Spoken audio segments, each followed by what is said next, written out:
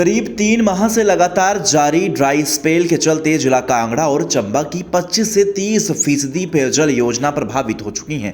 ऐसे में जल शक्ति विभाग ने भी ड्राई स्पेल से निपटने के लिए लगातार अनेक प्लान बनाने की कवायद शुरू कर दी है।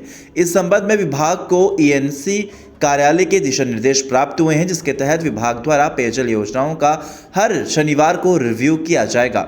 गौरतलब ये है कि जिला कांगड़ा और चंबा में 1550 पेयजल योजनाएं हैं, जिनमें कांगड़ा में 750 और चंबा में 800 योजनाएं हैं।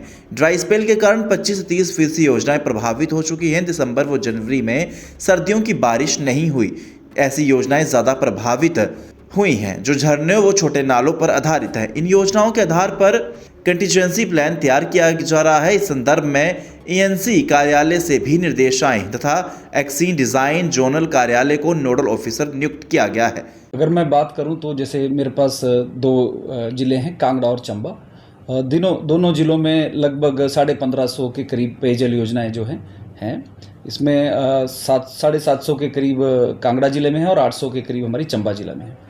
प्रेजेंटली अगर मैं बात करूं तो लगभग 25 से 30% योजनाएं जो हैं जिनमें प्रभावित जो अभी हो चुकी हैं, क्योंकि आपको पता है कि सितंबर के बाद से लगभग 4 महीने का लंबा स्पेल हो गया और मानसून हमारी जब ख़त्म हुई उसके बाद जैसे दिसंबर में या कई बार जनवरी में विंटर रेंज जो आती थी वो आई नहीं है।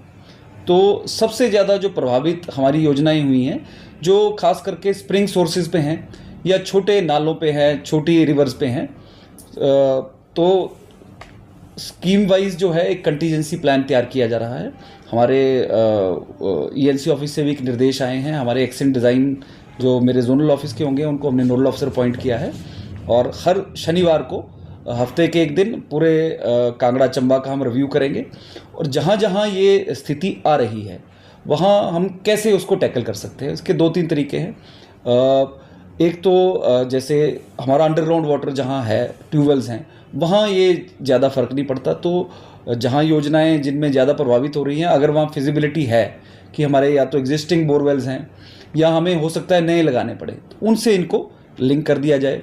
सिमिलरली जो हमारी पेरिनियल रिवर्स जैसे ब्यास पे कुछ योजनाएं हैं या जो हमारी न्यूगल पे कुछ योजनाएं हैं, वहाँ इतना अभी प्रभाव देखने को मिल नहीं रहा है। तो जो छोटी स्कीम्स हैं उन एरिया की, उनको हम इन योजनाओं से जोड़ें और फिर भी अगर कुछ रह जाता है, अभी तो हम सप्लाई जो हमारा रूटीन है उस हिसाब से दे रहे हैं, ज़्यादा फ़र्क नहीं है, कहीं 5 से 10 मिनट की कटौती हो सकती है। पर अगर यही ड्राई स्पेल हमारा कंटिन्यू रहता है अगले 15 से 20 दिन में, तो हमें राशनिंग करनी पड़ सकती है, कहीं टाइमिंग कम करना पड़ सकता है पानी का। हो सकता है कि हमें कुछ ऐसी योजनाएं हैं जहां एक दिन छोड़ के अल्टरनेट डेज पे पानी हम दें। तो ये स्कीम वाइज एक कंटीजेंसी प्लान हम तैयार कर रहे हैं और विभाग तैयार है। जैसे जैसे ये स्थिति आ रही है तो उस हिसाब से हम अपनी जो है कहीं भी लोगों को असुविधा ज़्यादा नहीं होने दी जाए। देखो इसमें क्योंकि जो सिंचाई वाला क्षेत्र है, कई जगह तो सिंचाई की योजनाएं नहीं हैं, वो इंटायरली बारिश पे डिपेंड करते, रेनफेड है। जहाँ जहाँ सिंचाई की योजना है, जैसे हमारा अगर हम पालमपुर की बेल्ट देखूं, इधर नगरोटा बगवां है, वहाँ ग्रेविटी की योजनाएं हैं जो बड़ी मनूनी से कोई निकल रही है, कोई चरान से निकल रही है, धर्मशाला की, तो इफ़ेक्ट तो पड़ रहा है। तो ये बिल्कुल ठीक बोल रहे हैं कि फसलें भी प्रभावित हो रही हैं, तो कुदरत के आगे हम भी कुछ कर नहीं पा रहे हैं। पर जो बड़ी योजनाएं जैसे हमारा शाह नहर का प्रोजेक्ट है जो डैम से आता है, पौंग डैम से, वहाँ हमारा ऐसा कोई स्थिति नहीं है क्योंकि वहाँ पेरिनियल ब्यास में और डैम से पानी आता है। लेकिन जो हमारी प्रायोरिटी है विभाग की, सबसे पहले तो पेयजल, क्योंकि बड़ा ज़रूरी है, ये रोज़मर्रा के लिए चाहिए, तो सबसे पहली प्रायोरिटी हम पेयजल को दे रहे हैं।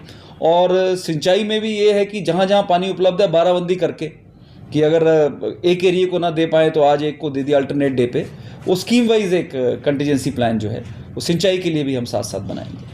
ऐसा है कि बिल्कुल ठीक बोल रहे हैं कि जो हमारी इस एरिया की खास करके जैसे धर्मशाला है, पालमपुर है, चंबा का क्षेत्र है, डलहौजी का क्षेत्र है, जितने भी हमारी ये रिवर्स हैं, नदियां हैं, वो सब स्नो फेड है। जो स्नो हम दिसंबर या जनवरी में आती है या कुछ फरवरी में आती है, वही इनको मई जून तक, बरसात तक रिचार्ज करके रखती है।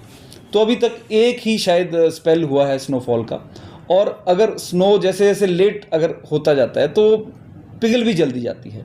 तो सर्टनली ये हमें सोचना तो पड़ेगा कि अगले हमारे जो क्रिटिकल जो अगर बर्फबारी इस महीने नहीं होती है और फेब में भी कई बार लेट हो जाती है, अगर नहीं होती है तो हमारा मार्च अप्रैल मई जो पीरियड है जो बरसात से पहले बड़ा क्रिटिकल हो जाएगा। तो इसके लिए एक तो हमें कुछ योजनाएं हम बना रहे हैं, पेरिनियल जो मैंने बोला, जो साल भर रिवर्स चलती रहती है, वो कंप्लीशन पे हैं। तो हमें एक टारगेट रखना पड़ेगा कि हम इस एरिया में अगर इस योजना को चालू कर दें तो थोड़ा रिलीफ हो जाएगा। सिमिलरली जैसे मैंने बताया कि हम बोरवेल जो हमारा अंडरग्राउंड वाटर है उस पे वहाँ जाएं, या कुछ योजनाएं जो छोटे स्प्रिंग से हैं, छोटे नदी नालों से हैं, उनको बड़ी योजनाओं से लिंक करें। तो इसका एक जैसे मैंने बताया कि एक तो अभी हम कंटीजेंसी प्लान बना रहे हैं। अगर यही ड्राई स्पेल हमारा फरवरी तक कंटिन्यू रहता है तो हमें हर स्कीम के लिए अलग से एक कंटीजेंसी प्लान बनाना पड़ेगा, और हमारी कोशिश ये रहेगी कि हम टैंकर ना लगाएं। लेकिन अगर खुदा ना खास्ता ऐसा कुछ हो जाता है तो हमें हो सकता है कि अगर कहीं ड्राई स्पेल 3 महीने चलता रहा तो कुछ 15 से 20% क्षेत्र ऐसे भी हैं मेरे जोन में जो हम आइडेंटिफाई कर चुके हैं जहां हमें टैंकर की आवश्यकता पड़ सकती है। पर ऐसा लगता नहीं है, क्योंकि प्रेडिक्शन आगे है, जैसे 20-22 के आसपास भी रेंज की प्रेडिक्शन है, बर्फबारी की है, लेकिन विभाग इसके लिए तैयार है। अगर ऐसी स्थिति आती है तो स्कीम वाइज एक कंटीजेंसी प्लान तैयार करके उसके हिसाब से इसको हम इम्प्लीमेंट करेंगे।